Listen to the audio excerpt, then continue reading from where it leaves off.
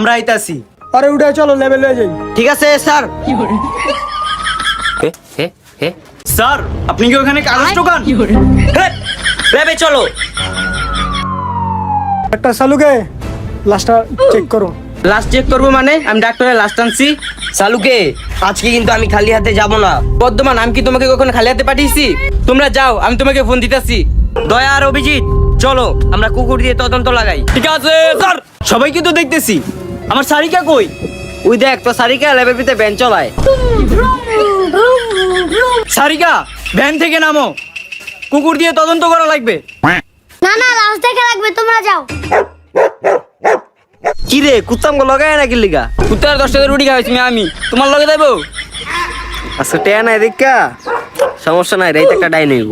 টাইমটা তুই আর আমি এক লগে দিম, আমার তো টিয়া নেই। জি স্যার, রাত্রের দানটা ভালোভাবে কর একটা দেন।